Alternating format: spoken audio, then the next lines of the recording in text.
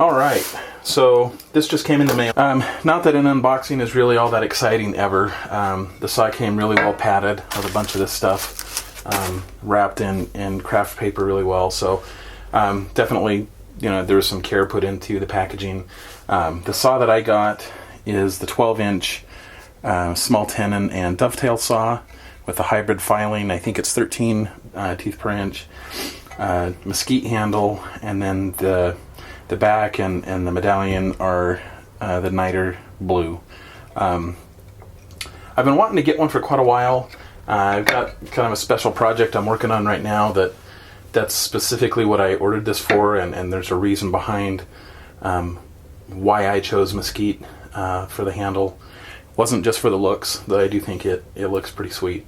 I'll do a separate video about that project once it's done.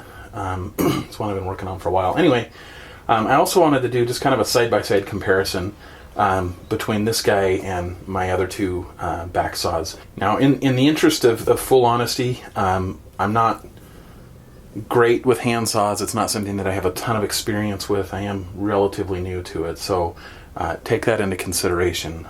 You're not getting the opinion of somebody with, thousands of hours and millions of dovetails. My first serious saw that I'll call serious was my Veritas Dovetail Saw. This one is just the regular. It's not the fine one. I don't remember what the tooth count is, like 14 or something. This was my first one. It's been a great saw, actually. I've had this for 2 or 3 years now, and for me, I consider this to be a really good starter saw. To help. I learned to cut my dovetails with this guy. Very comfortable to use, easy to use, and relatively inexpensive as far as higher end dovetail saws go. I think I paid like $60 or $70 for it, so it's been great. But I kind of have felt like I've outgrown it and been a little bit limited just in the different types of projects I've wanted to do. It just didn't feel like it was big enough for some of the dovetails that I wanted to cut. Anyway, the next saw, this one is the Lie-Nielsen Tapered Tenon Saw. So you'll notice it's a little wider here than it is here. I know some people think this is kind of gimmicky with the tapered blade. Myself, honestly, I really like it. I've had this for actually not very long. This is relatively new. I just got it, maybe a month ago. For the same reason as this one, part of that project I'm working on. I wasn't sure that I would actually be able to get this one before that project needed to be done. So this was my backup. And I've actually been cutting dovetails with it. A lot of people think you need something smaller, an actual dovetail saw. But that's not true. This guy works great. I really like it. Now, granted, it is quite a bit bigger. It is a bit heavier, but I kind of like that. I find that just makes it a little more steady, a little easier to control, and this thing cuts like crazy. It's 11 teeth per inch, filed rip, and it's a really nice saw. Going to the Lie-Nielsen saw, obviously it's a little bit more expensive than the Veritas. I want to say this was around 170 or something. Still not in the same league, in my opinion, at least price-wise, as the Bad Axe. I haven't actually cut anything with this yet, so I can't say how they compare in that regard, but we're about to find that out. So let's take them for a test drive. Let's see how they do. This is my version, and it's just the Festool quick clamps, and then on the face of my bench here, I have a piece of Incra regular sized T-track. These fit in that quite nicely. If you wanted to try this, you have to replace the screws that come with it. They're just a little bit too big, and the clamps won't slide very well. So I replaced them with some number 6 flathead screws, and it works great. So I think I'm going to start with the Veritas, since this was my first saw.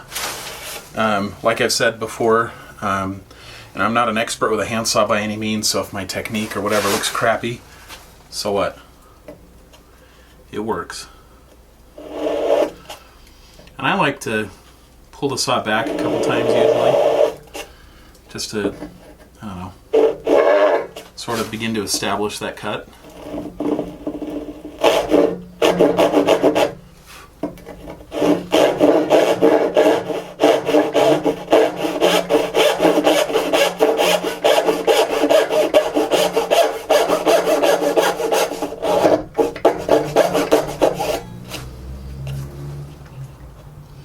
So as you can see, I mean, it does a good job. It's not the fastest cutting saw in the world, but it does decent.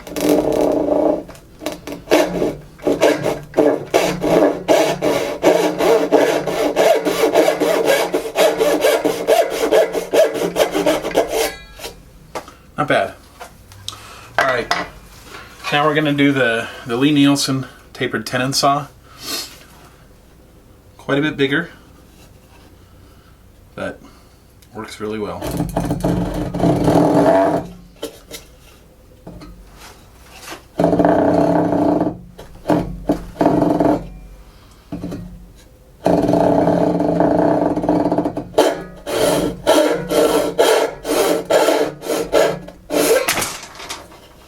So you can tell that cuts quite a bit faster.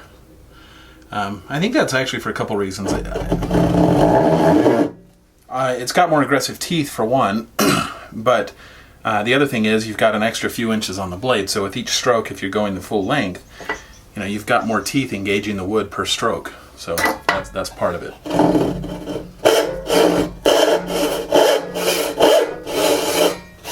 Not bad. All right, first run with the bat axe. I went with the regular size handle, and I'm kind of glad I did. That feels pretty good. A little bit of room to move around, but it's pretty cold in my shop right now, so you know, on a warmer day where my hands might swell a little bit, it's still got room in there, so I like that. And that was at Mark's suggestion. I originally was going to go with a small because the width of my hand is kind of borderline between the two handle sizes. It was his recommendation to go with this one. And I think I'm glad I listened. That feels pretty good.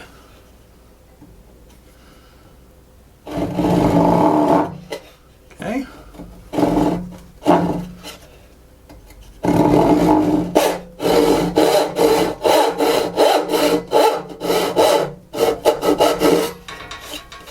Nice.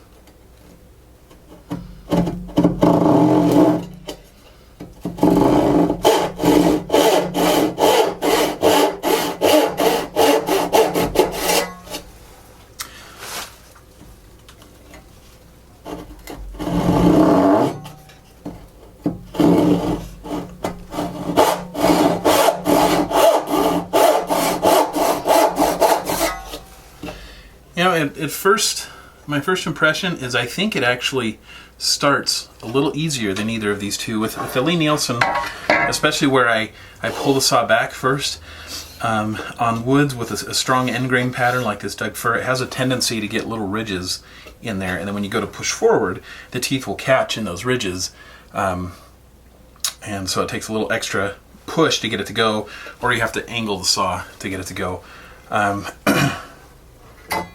This one though, I mean, I'm still pushing a little bit when I actually give it that first run, but not that much. This time, instead of pulling back, I'm just going to try to just go, see what happens.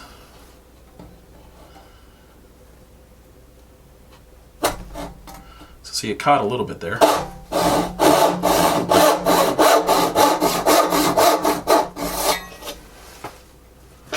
Overall, I'm impressed.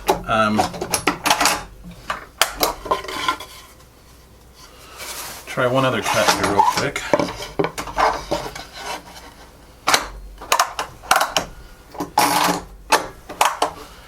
Seeing as I bought this primarily for dovetails.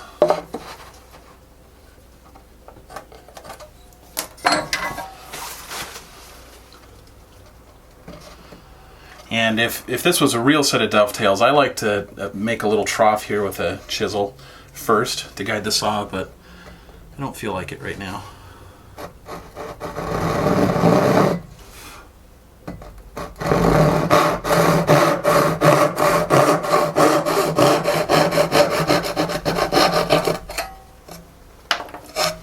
All right. Well, there you go. That's the Bad Axe Toolworks 12-inch hybrid tooth small tenon and dovetail saw. I don't remember all the specifics other than it's 12-inch and 13 teeth per inch. As far as your depth, looks like it's just a hair under 2.5 inches. So that's pretty good. I mean, that'll do 90% of the dovetails I'll need. Fits great, looks amazing. Now, if you haven't looked into Bad Axe, one thing you want to consider is it's not going to be cheap. These are hand-built saws. You can customize just about everything on it, so it is going to cost more.